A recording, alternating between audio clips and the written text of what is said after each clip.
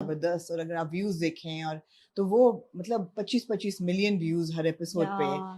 और फिर fairy tale आया और फेरी टेल की भी पॉपुलैरिटी जबरदस्त एकदम, इट कम्प्लीटली रमजान आया, फेरी टेल आया और हर बंदे के मुंह पे एफटी बस अस्सलाम वालेकुम, मैं हूँ उम्मीद पाशा।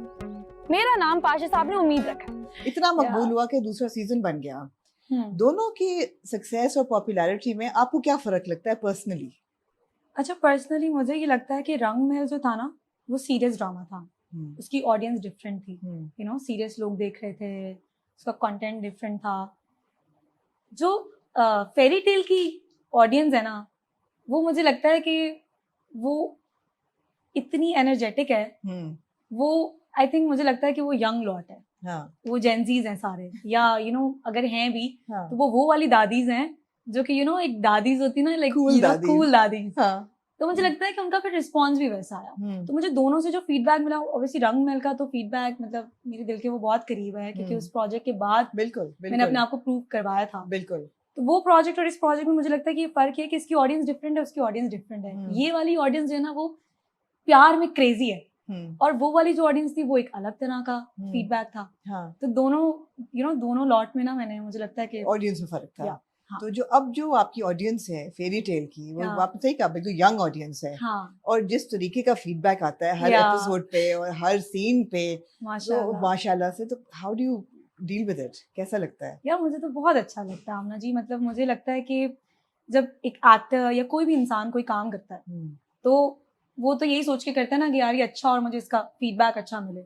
और जब मिल जाता है तो मैं आपको एक्सप्लेन नहीं कर सकती कि आपको क्या लगता है। जब स्क्रिप्ट आया, नहीं मैं वो इसी बात की कंटिन्यूएशन, स्क्रिप्ट आया आपके पास फेरी टेल का, तो वो कौन से फैक्टर्स थे कि आपने कहा कि हाँ मुझे ये करना है? अच्छा, बड़ी फनी सी चीज है, मैंने 8 दफा इस स्क्रिप्ट को मना किया। 8 दफा? 8 दफा। ओह वाह।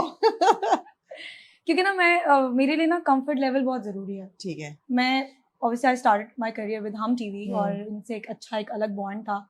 तो ये लोग मुझे ऑफर करते रहते थे, बट मैं निकल गई थी बाहर, फिर मैं प्रोजेक्ट्स करने लग गई, तो ये लोग बहुत बुलाते थे।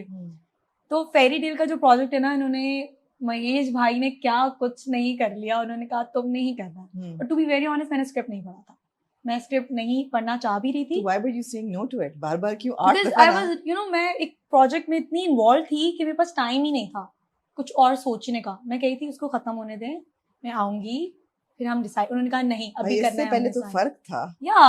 मैं उसमें बिजी थी ना, फर्क में। ठीक है।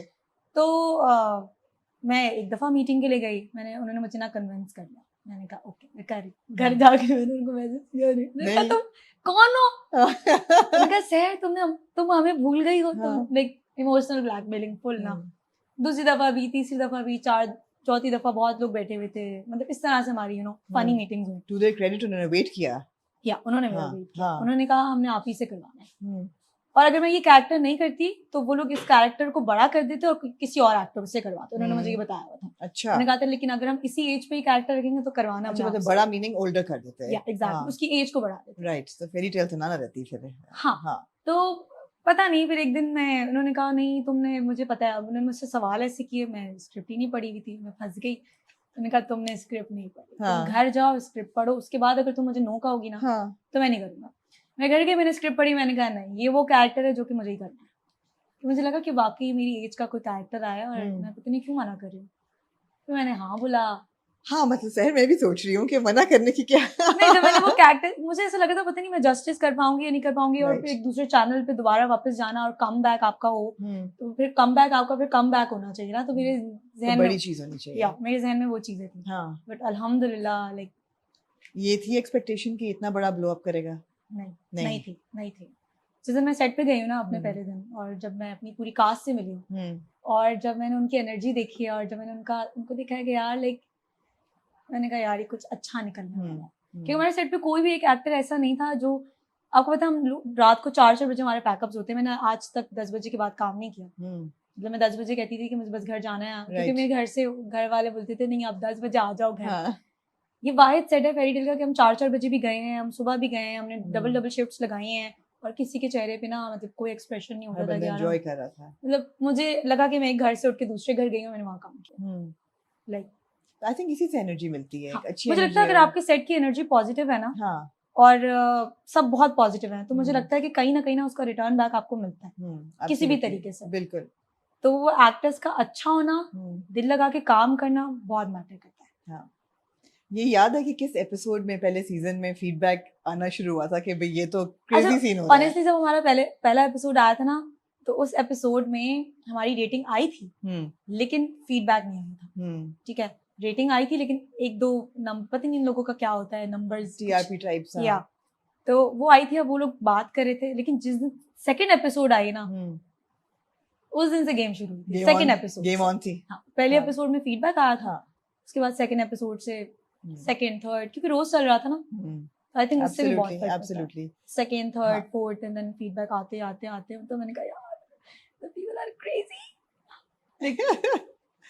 अल्हम्दुलिल्लाह, माशाल्लाह। माशाल्लाह। मुझे बताओ सहर के उम्मीद पाशा का जो कैरेक्टर है उसमें आपको क्या अच्छा लगा पर्सनली, या जब आपने जब स्क्रिप्ट पढ़ी तो आपको क्या लगा कि ये कैसी लड़की है?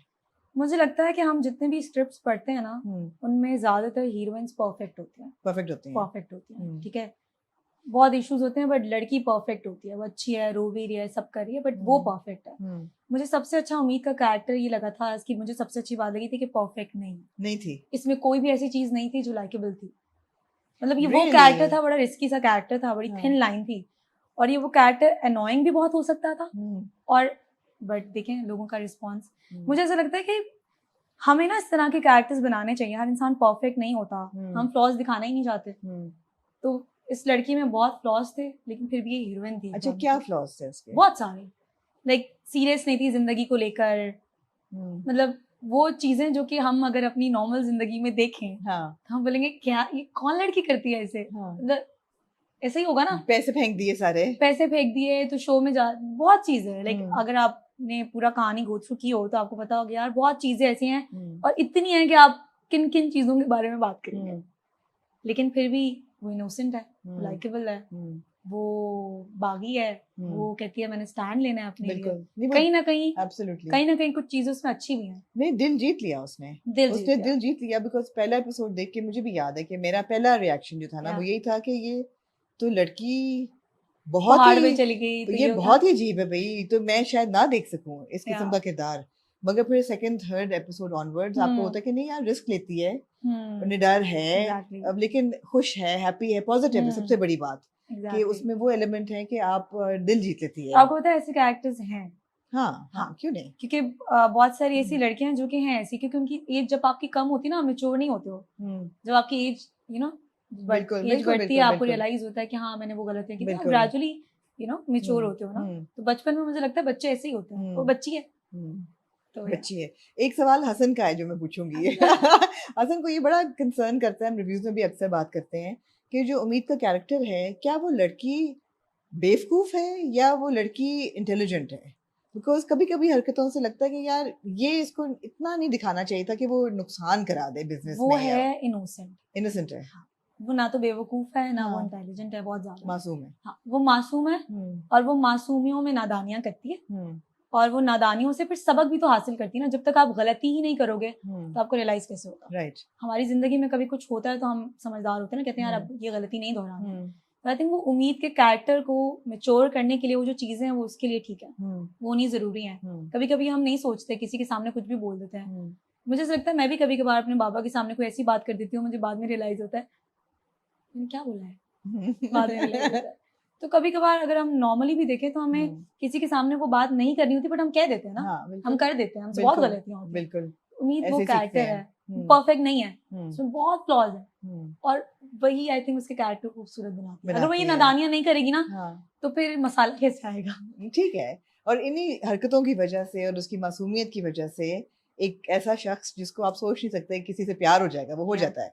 हाँ, वो हो जाता है। हाँ, हीरो जो आता है उम्मीद की जिंदगी में, पता नहीं कैसे हो जाता है, लेकिन हो जाता है। ऐसा भी होता है, ऐसा भी होता है। जो लोग सीरियस होते हैं ना ज्यादा, उनको अपनी जिंदगी में थोड़ा सा फन चाहिए होता है। तो वे कहते हैं यार हमारी इतनी सीरियस जिंदगी है, जब वो किसी और को एंजॉय करते हुए देखते हैं ना, तो वो कहते हैं यार ऐसी जिंदगी होती है। कहते हैं मैंने देखे हैं ऐसे लोग। तो आपकी हुई